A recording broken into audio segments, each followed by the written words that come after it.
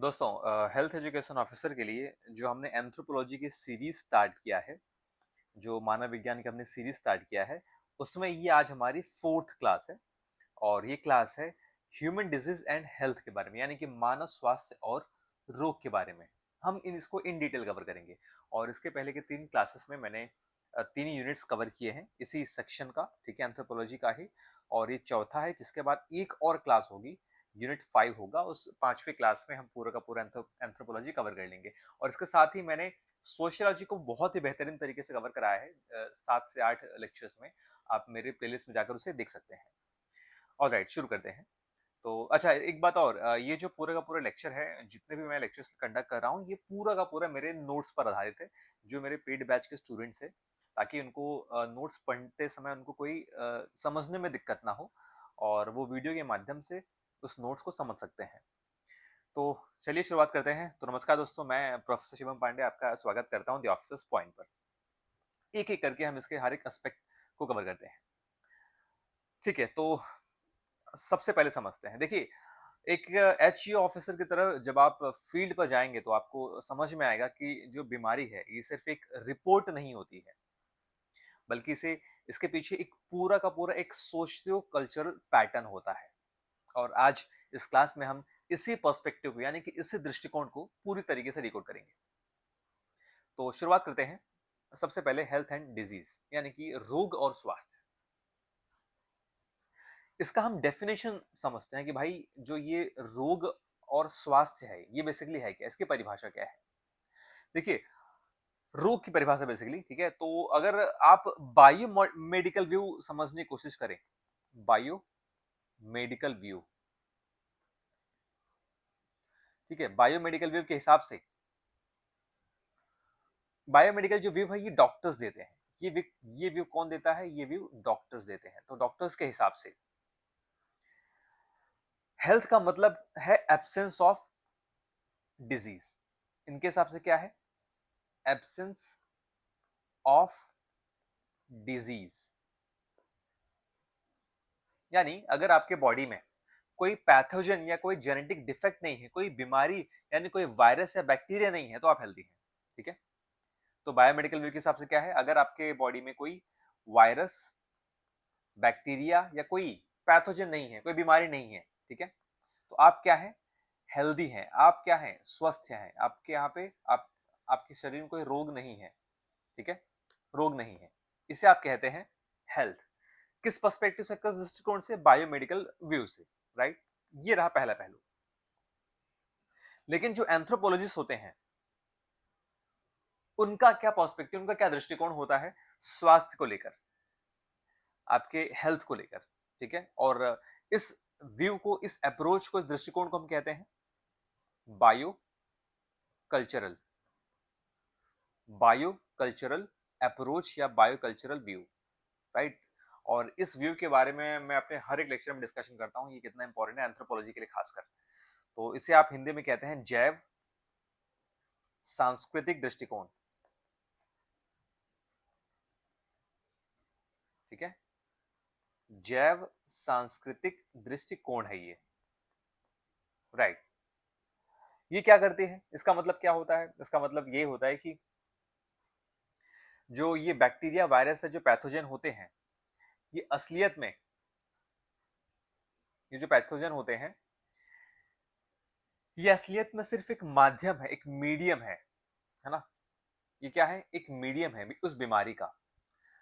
पर असलियत में किसी पॉपुलेशन का कल्चर कैसा है, उनका लाइफस्टाइल कैसा है, और उनका एनवायरनमेंट कैसा है, उनका इकोनॉमिक स्टेटस कैसा है, ये निर्धारित करता है कि उस पर्सन को कौन सी बीमारी होगी, और कौन इलाज करा पाएगा, राइट। इसे कहते हैं बायोकल्चरल व्यू, जहां पे आपकी सांस्कृतिक जो फैक्टर होते, जो कारक होते हैं, वो निर्धारित करते हैं कि आपको बीमारी होगी या नहीं होगी। क्लियर है? और इसके साथ ही डब्ल्यू एच ओ ने भी डेफिनेशन दिया है। तो डब्ल्यूएचओ ने अपनी मॉडर्न डेफिनेशन में कहा है कि हेल्थ का मतलब सिर्फ बीमारी का ना होना नहीं है, बल्कि जब कोई व्यक्ति फिजिकली, मेंटली और सोशली पूरी तरीके से फिट हो, वही असलियत में हेल्थ है। डब्ल्यूएचओ ने क्या कहा कि कोई व्यक्ति अगर फिजिकली यानी कि शारीरिक तौर पर, मेंटली यानी कि मानसिक तौर पर, और सोशली यानी कि सामाजिक तौर पर अगर फिट है तो वो क्या है, हेल्दी है ना, तो वो हेल्दी है। ये है डब्ल्यूएचओ का डेफिनेशन, काफी वाइडली एक्सेप्टेड है ये, राइट। तो इस स्लाइड में हमने देखा कि हेल्थ एंड डिजीज क्या है, मतलब रोग बेसिकली क्या है या स्वास्थ्य क्या है। ओके, अच्छा, डिजीज यानी कि हमने रोग नहीं देखा, तो अब अगले स्लाइड्स में हम इस डिजीज के बारे में भी चर्चा करेंगे, बात करते हैं। अब यहाँ देख सकते हैं कि जो डिजीज है यानी कि जो बीमारी है उसके तीन अलग अलग आयाम है। ये तीन अलग अलग आयाम क्या है उसको समझते हैं।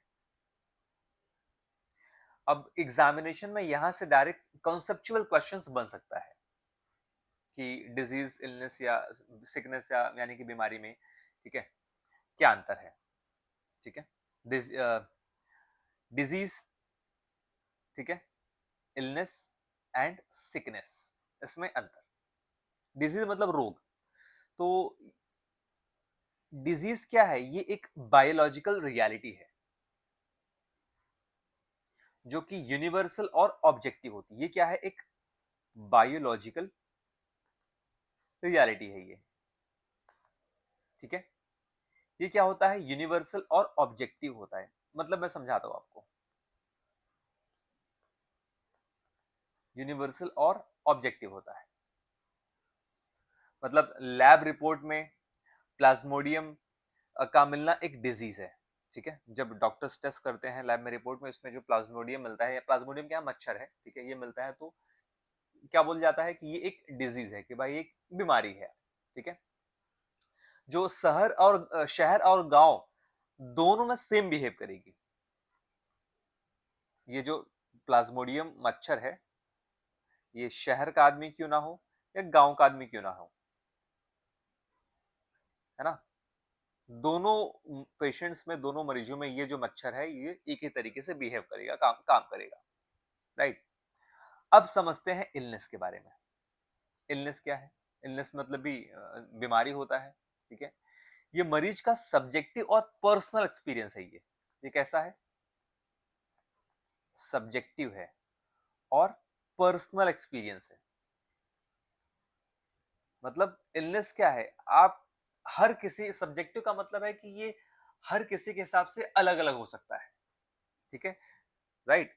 जबकि जो डिजीज है ये ऑब्जेक्टिव है, मतलब क्या कि हर किसी के लिए सेम रहेगा, ठीक है। कैसे, मैं आपको समझाता हूं। देखिए, जो ये इलनेस है ये सब्जेक्टिव है, क्यों, क्योंकि इलनेस आपके कल्चर से तय होता है। जैसे डिप्रेशन होने पर एक जो अर्बन आदमी है, जो शहरी प्रोफेशनल है, वो बोलेगा मुझे आज बर्नआउट फील हो रहा है। बर्नआउट मतलब मैं बहुत ज्यादा थका हुआ महसूस कर रहा हूं मेंटली। पर एक जो ट्राइबल व्यक्ति है, जो एक आदिवासी आदिवासी व्यक्ति है, वो बोलेगा कि मेरा सोल लॉस हो गया, मतलब मेरी आत्मा ही निकल निकल गई है, या मेरी आत्मा पे किसी साया का कब्जा हो गया है, ठीक है।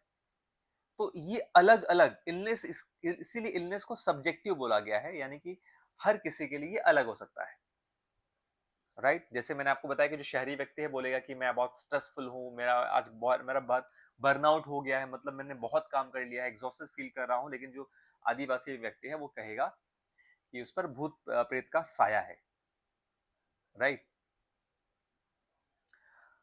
अब हम बात करते हैं तीसरा, सिकनेस का। ये सिकनेस क्या होता है, सिकनेस मतलब कि अस्वस्थता, आप इसे कह सकते हैं, अस्वस्थता, ठीक है। ये वो सोशल आइडेंटिटी या रोल है जो समाज उस बीमार व्यक्ति को देता है। ये जो आइडेंटिटी है, ये जो पहचान है अस्वस्थता का, ये समाज का दृष्टिकोण है, ये सामाजिक दृष्टिकोण है, मतलब समाज उस बीमार इंसान को देता है, राइट। जैसे आप लेप्रोसी यानी कि आप कोढ़ मान लीजिए, लेप्रोसी हो गया, लेप्रोसी हो गया, या एचआईवी हो गया, ठीक है, एचआईवी हो गया। इनके पेशेंट्स को समाज में मोरल एक स्टिग्मा का सामना करना पड़ता है, मतलब एक कलंक का सामना करना पड़ता है, कलंक, राइट। और इसी के डर से परिवार उन्हें छुपाने लगते हैं कि भाई किसी को पता ना चले समाज में कि इस पर्टिकुलर पर्सन को लेप्रोसी कोड या तो एचआईवी हुआ है। तो जो सिकनेस है, वो सिकनेस एक सामाजिक दृष्टिकोण है। समाज आपको ये टाइटल या तो ये टैग देता है, ठीक है।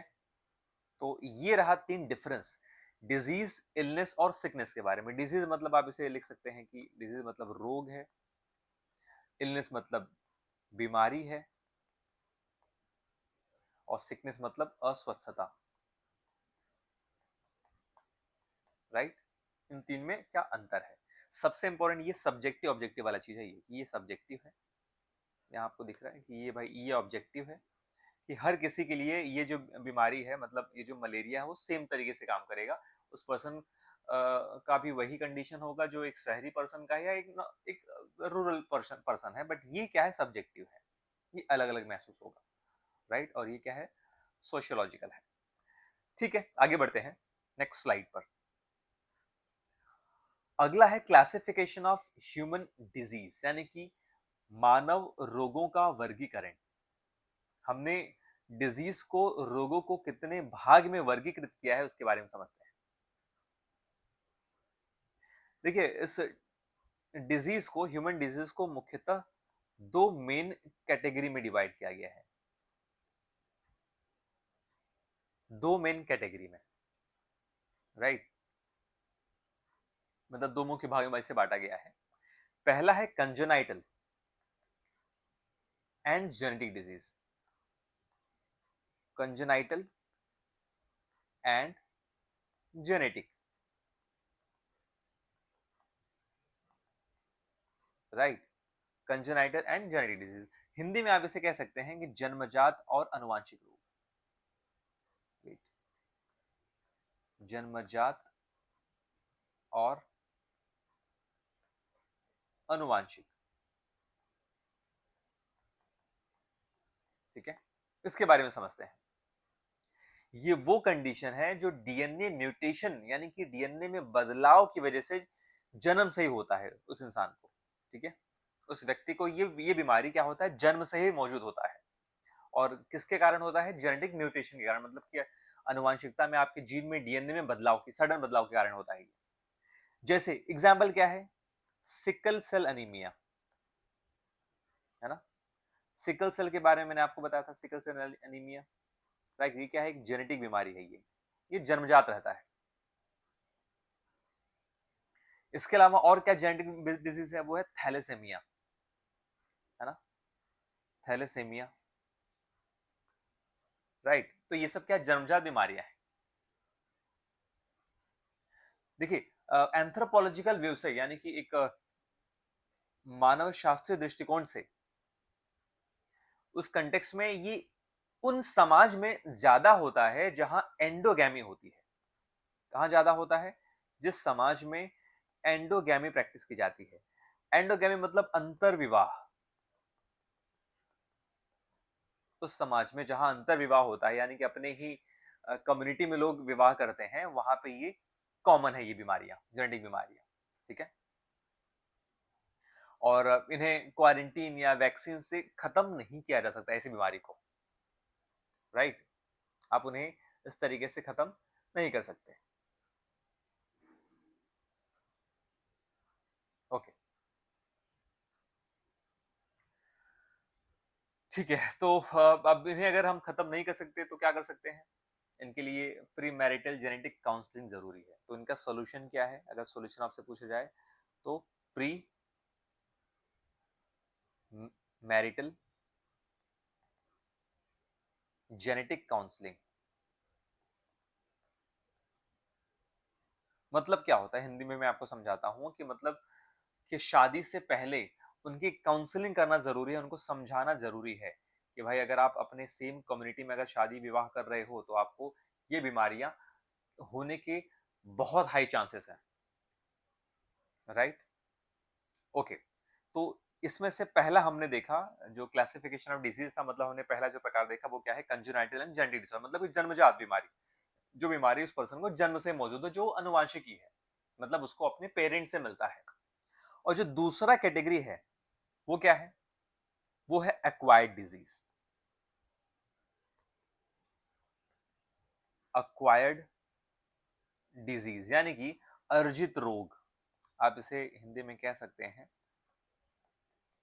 अर्जित रोग। मतलब क्या होता है समझते हैं। देखिए, जो बीमारी जन्म के बाद उस पर्सन को हो जाती है, पैदा होने के बाद हो जाती है ना, उसे कहते हैं एक्वायर्ड डिजीज। ठीक है। और इस बीमारी के अंदर भी कुछ इसके सब हेडिंग्स हैं, मतलब कि जैसे आप कह सकते हैं कि कम्युनिकेबल डिजीज इसी का पार्ट है, मतलब आप इसे ऐसा लिख सकते हैं, इसी का भाग है। पहला है कम्युनिकेबल डिजीज, मतलब क्या कि वो बीमारी जो कम्युनिकेशन की वजह से फैलती है, संक्रामक रोग आप इन्हें कहते हैं। और जो दूसरा है वो है non communicable disease. Non communicable यानी कि असंक्रामक रोग। ठीक है। नॉन कम्युनिकेबल डिजीज यानी कि असंक्रामक रोग। एक सेकेंड।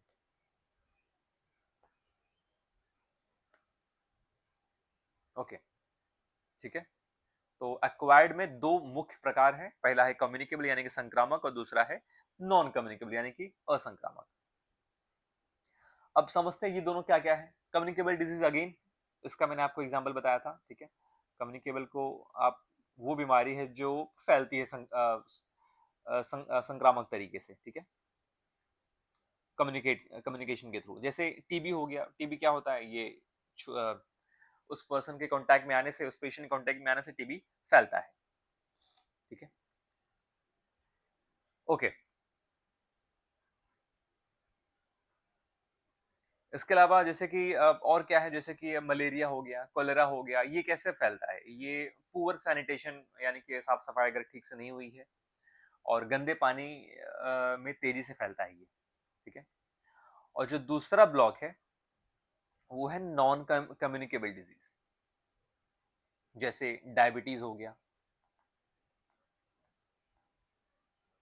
यहाँ पे आप HIV आप लिख सकते हो, हेपेटाइटिस हो गया। ठीक है। और यहाँ पे जो नॉन कम्युनिकेबल यानी कि असंक्रामक रोग है, वहां पे डायबिटीज, राइट। डायबिटीज के अलावा और क्या हो सकता है? Heart attack. ये सारी जो बीमारियां हैं, ये है नॉन कम्युनिकेबल डिजीज, जो कि लाइफस्टाइल की वजह से, लाइफस्टाइल में बदलाव की वजह से होती है। आप इन्हें लाइफस्टाइल डिसऑर्डर भी कहते हैं, राइट। ओके। देखिए, एक और मैं आपको कॉन्सेप्ट बताता हूं कि जब कोई भी सोसाइटी, कोई जब समाज है, जब वो रूरल से अर्बन की तरफ आगे बढ़ती है, रूरल से अर्बन की तरफ आगे बढ़ती है, यानी कि वो कोई जो कम्युनिटी है, समुदाय है या समाज है, जब ग्रामीण इलाकों से शहरी इलाकों में बदलता है धीरे धीरे, तो बीच में एक ट्रांजिशनल फेज होता है, राइट। और इसी ट्रांजिशनल फेज को, अ, इसी परिवर्तन को हम क्या कहते हैं? Epidemiological transition. इस बदलाव को हम कहते हैं एपिडेमियो एपिडेमियोलॉजिकल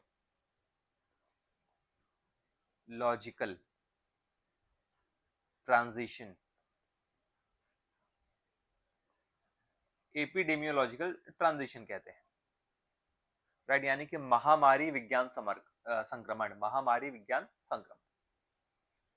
ओके। क्योंकि अगर कोई ग्रामीण इलाका शहर में बदली हो रहा है, तो उन्हें क्या होगा? उन्हें डेंगू मलेरिया जैसे संक्रामक बीमारी तो कम होगी, लेकिन जो लाइफस्टाइल डिसऑर्डर है, उनको वो बढ़ जाता है। ठीक है। वो बढ़ जाती है। ओके। ठीक है, आगे बढ़ते हैं। नेक्स्ट।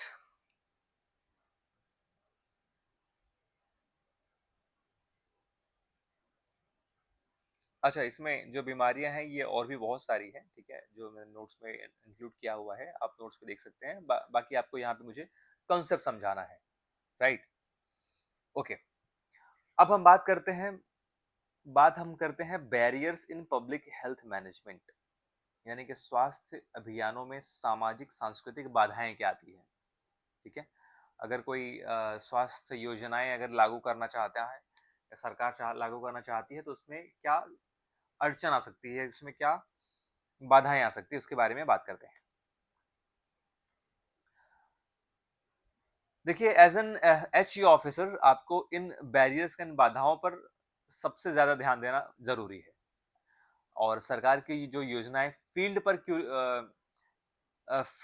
रुकती हैं, ठीक है, ये आपको जानना जरूरी है। पॉलिसी तो बना ली गई है, एसी में बैठकर उसका बना लिया गया है पूरा चिट्ठा, पूरा ड्राफ्ट, लेकिन जब आप इसे एग्जीक्यूट करते हैं तो वहां पे ये रुक जाती है। उसका रीजन क्या है वो समझना आपके लिए इंपॉर्टेंट है। तो इसके लिए जो पहला दुश्मन है वो है illness disease connect. Illness disease connect, sorry disconnect, बताऊंगा इसके बारे में आपको। ओके, देखिए ये क्या होता है। देखिए, सरकार जो है वो पैरासाइट यानी कि उस बैक्टीरिया वायरस को मारने का काम तो करती है, कैंपेन भी चलाती है, ठीक है, पर गांव वाले उन सिम्टम्स को अपनी डेली रूटीन में नॉर्मल मानते हैं, है ना। उन्हें लगता है कि उन्हें कोई बेसिकली कोई पर्सनल इलनेस फील ही नहीं होता है, इसलिए वो कैंप में जाते ही नहीं है। अब एग्जाम्पल के तौर पर मान लीजिए कि अगर कोई पेशेंट है, उसको सीने में दर्द हो रहा है, हल्का फुल्का उसे सीने में दर्द हो रहा है, हो सकता है कि वो जो दर्द है वो शुरुआती संकेत हो हार्ट डिजीज के, लेकिन वो उस मेडिकल कैंप में जाएगा ही नहीं। उससे लगता है कि ये सिर्फ मेरी थकावट की वजह से ये सीने में दर्द हो रहा है हल्का फुल्का, जो बाद में ठीक हो जाएगा। जबकि ऐसा नहीं है, ये एक संकेत है हार्ट डिजीज शुरू होने का, उसका कोलेस्ट्रॉल बढ़ने का, लेकिन वो पर्सन कैंप में जाएगा ही नहीं। राइट, इसे कहते हैं इलनेस डिजीज डिस्कनेक्ट। ठीक है, और जो दूसरा है वो है स्टिग्मेटाइजेशन। ठीक है, इसे आप कह सकते हैं स्टिग्मेटाइजेशन। मतलब क्या स्टिग्मेटाइजेशन, ठीक है, यानी कि सामाजिक कलंक आप इन्हें कह सकते हैं।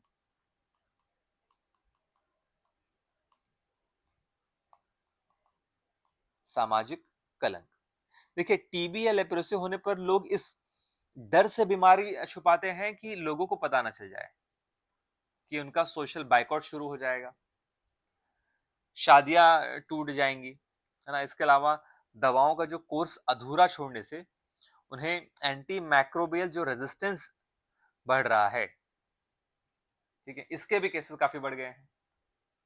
मतलब सामाजिक कलंक लगने के डर से वो क्या कर रहे हैं, उनका जो एएमआर है, ये इंपॉर्टेंट है। एएमआर ये क्या है, एंटी मैक्रोबियल रेजिस्टेंस, इसका फुल फॉर्म इंपॉर्टेंट है, एंटी माइक्रोबियल रेजिस्टेंस। ठीक है, मतलब बीच में कोर्स अधूरा छोड़ना।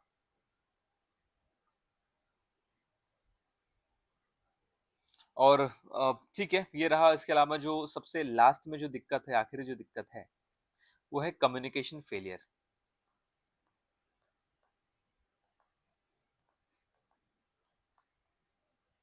कम्युनिकेशन फेलियर ये क्या होता है, ये होता है जब हम कॉर्पोरेट ऑफिस में बने जो लंबे चौड़े जो टेक्स्ट हैवी पोस्टर हैं, ठीक है, पोस्टर बैनर, ये सब डिजिटल जो बैनर पोस्टर वगैरह सब, अगर हम उसे लेकर अगर हम गांव में जाते हैं तो वहां के ये लोग उसे समझ ही नहीं पाते कि भाई आखिर कहना क्या चाहते हो। ठीक है, उन्हें समझ में ही नहीं आता है, क्योंकि वो लोग लोकल डायलेक्ट यानी कि जो हमारी स्थानीय बोली है, जो भाषा है वो बोलते हैं, उन्हें इंग्लिश या हिंदी समझ में नहीं आती है। राइट, तो ये भी क्या है, ये एक चैलेंज है। किसमें चैलेंज है, हेल्थ मैनेजमेंट में, पब्लिक हेल्थ मैनेजमेंट में, है ना। उसको मैनेज करने के लिए क्या है, एक प्रॉब्लम है। तो ये तीनों आपको पता होना चाहिए, this is very important. Okay, nice. अब आगे बढ़ते हैं।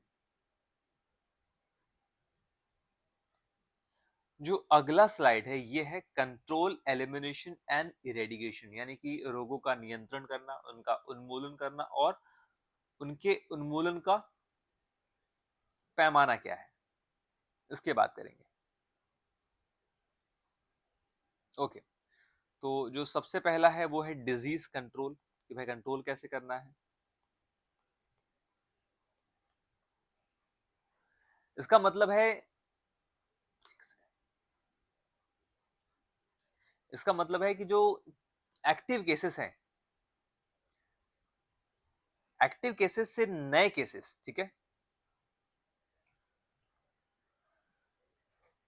जो केसेस ऑलरेडी एक्टिव हैं उनके अलावा जो नए केसेस आ रहे हैं,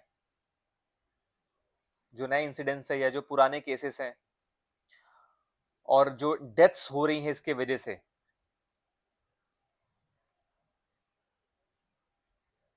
राइट, तो उनको कम करना, और इनको कम करने के लिए आप जो मेजर्स उठा रहे हो, आप मेजर्स क्या उठा रहे हो, जैसे कि जो सीजनल सीजन्स है, जैसे कि आप मान लीजिए कि बारिश के समय पर, बारिश के महीने में मलेरिया, डेंगू, इन सब की फैलने की संभावना बहुत ज्यादा होती है। तो आप क्या करो, मलेरिया के स्प्रे आप छिड़काव करो, मलेरिया से बचाने के लिए जो स्प्रे होता है आप उनका छिड़काव कराइए, राइट।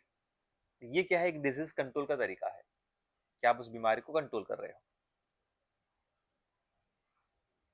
मतलब ठीक है, जो एक्टिव केसेस हैं उन वो बढ़ने ना पाए। ओके, जो दूसरा है वो है डिजीज एलिमिनेशन, है ना, क्या करना, डिजीज को एलिमिनेट करना।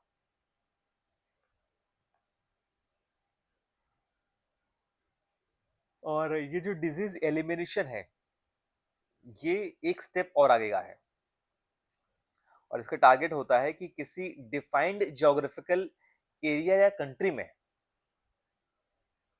किसी बीमारी के इंसिडेंस को जीरो करना, उस बीमारी को जीरो कर देना कि भाई इस एरिया में ये बीमारी है ही नहीं, अब नए केसेस आ ही नहीं रहे हैं, भले ही वो पैथोजन वो वहां पे एग्जिस्ट करे, मतलब जो डेंगू मलेरिया के जो पैथोजन है, ठीक है, जो ये इसके सूक्ष्म जीव हैं वो भले ही उस एरिया में है, मतलब मच्छर भले ही उस एरिया में है, लेकिन लोगों को अब मलेरिया हो नहीं रहा है, इसे कहते हैं elimination, right, this is elimination. और अब इरेडिकेशन की बात करते हैं, ये क्या होता है, ये एब्सोल्यूट ग्लोबल विक्ट्री है बेसिकली, ठीक है, ये क्या है, ग्लोबल विक्ट्री, इसे आप कह सकते हैं इरेडिकेशन।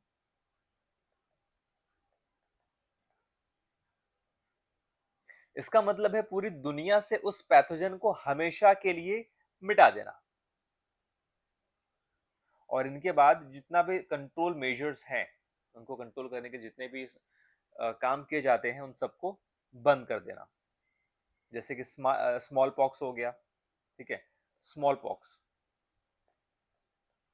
आप इसे कहते हैं देवियाना, ठीक है, ये इसके केसेस आने लगभग अब बंद हो गए हैं, और इसके जो प्रिवेंटिव मेजर्स वगैरह हैं, राइट, इसके सारे जो कंट्रोल मेजर्स सब बंद कर दिए गए हैं, क्योंकि ये आउटडेटेड ये बीमारी हो चुकी है। तो ये रहा हमारा कंट्रोल, एलिमिनेशन एंड इरेडिकेशन, ठीक है, आप उसे कंट्रोल कैसे करोगे, एलिमिनेट किसको करोगे और इरेडिकेट कैसे करोगे, इसका मतलब क्या होता है। नाउ एक केस स्टडी देखते हैं, एक केस स्टडी, ये क्या है, ये है acute encephalitis syndrome in eastern UP.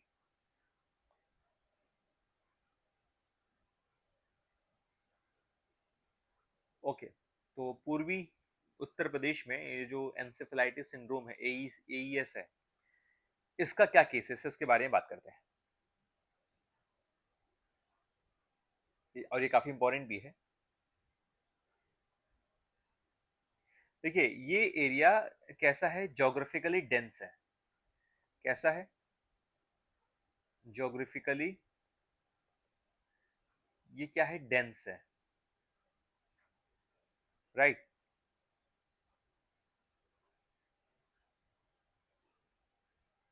Okay. अच्छा, कुछ एग्जांपल अगर आप इसमें मैं ले लूँ, इसमें कौन कौन से एरियाज आते हैं, तो वो क्या है? आप मान लीजिए कि गोरखपुर, जो गोरखपुर का तराई रीजन है, गोरखपुर हो गया। इसके अलावा पूर्वांचल के काफी सारे इलाके आते हैं, ठीक है? ऑलराइट। तो ये एरिया ज्योग्राफिकल रूप से क्या है, मतलब भौगोलिक रूप से एक डेंस रिवर नेटवर्क और वाटर लॉग्ड एरियाज में पड़ते हैं। मतलब ऐसे एरिया जहाँ पे क्या है, बहुत सारे नदियों का जो संगम है या समूह है वहाँ पे, और वहाँ पे वाटर लॉगिंग की फैसिलिटी, ये दिक्कत आती है, मतलब पानी का जमाव होने की वजह से, ठीक है? और ऐसे एरिया को हम क्या कहते हैं? Geographically dense. और ये ईस्टर्न यूपी में पड़ता है बेसिकली, राइट? ओके। देखिए, और जब बारिश होती है तो ये जो एरिया है ये उन बीमारी का हब बन जाता है। और क्लिनिकल लेवल पर एईएस के अंदर हमें 5 अलग-अलग एटियोलॉजिकल फैक्टर्स का सामना करना पड़ता है, मतलब उसकी स्क्रीनिंग करनी पड़ती है। जैसे कि जापानीज इंसेफेलाइटिस हो गया, ठीक है? इसके अंदर क्या एईएस के अंदर क्या-क्या है? एक तो है जापानीज एंसेफेलाइटिस, राइट? वो 5 क्या-क्या देखते हैं। इसके अलावा अगला क्या है? Scrub typhus. स्क्रब टाइफस, ठीक है? और इसके बाद क्या है? Dengue, chikungunya and malaria. ये क्या है? 5 अलग टाइप्स भी हैं, राइट? ओके। अब सरकार ने इसका जो स्ट्रक्चरल सॉल्यूशन है वो निकालने के लिए पेरिफेरल लेवल पर एंसेफ्लाइटिस ट्रीटमेंट सेंटर भी बनाए हैं। आपके गांव गांव में या इलाकों में क्या बनाए गए हैं? एंसेफ्लाइटिस ट्रीटमेंट सेंटर, ईटीसी। और जो डायल 108 जो नेटवर्क है एम्बुलेंस का, उसको और मजबूत किया जिससे मरीज को तुरंत ऑक्सीजन और मेडिकल केयर मिल सके, है ना? और इसके साथ ही जो फैटेलिटी रेट है, मतलब मौत का जो रेट है वो काफी कम हो जाए, राइट? इसके अलावा एज एन एचए ऑफिसर आपका जो रोल है यहाँ पे SDG 6। आपको पता है कि SDG मतलब क्या होता है? इसका मतलब होता है sustainable developmental growth, sustainable development goals, जो कि 17 गोल्स हैं हमारे पास, 17 गोल हैं इस SDG के अंदर, राइट? तो हम गोल 6 की बात कर रहे हैं, छठे नंबर की बात कर रहे हैं। अब इसमें क्या है? जो छठा नंबर का SDG है वो क्लीन वाटर और सैनिटेशन की बात करता है, उसको अलाइन करता है, राइट? ओके। तो ये रहा हमारा एक्यूट एंसेफेलाइटिस का केस, ठीक है? राइट। और इसी के साथ ही हमारा ये जो सेशन है ये भी खत्म होता है, और इस वीडियो में मैंने वो पूरा कंप्लीट टॉपिक कवर किया है। और अगर आपको टॉपिक समझ में आए तो चैनल को प्लीज़ सब्सक्राइब करें, लाइक शेयर एंड कमेंट करें। इसके साथ ही अगर आपको नोट्स चाहिए तो आप 8851427835 पर आप व्हाट्सएप कर सकते हैं या डायरेक्टली आप कॉल कर सकते हैं, ठीक है? तो इसके बाद एक और लेक्चर हमें लेना रहेगा एंथ्रोपोलॉजी के लिए, यूनिट 5, और उसी के साथ हमारा पूरा का पूरा जो एंथ्रोपोलॉजी है वो खत्म हो जाएगा बहुत ही बेहतरीन बेहतरीन तरीके से। तो ठीक है दोस्तों, मिलते हैं अपने अगले वीडियो में, तब तक के लिए जय हिंद।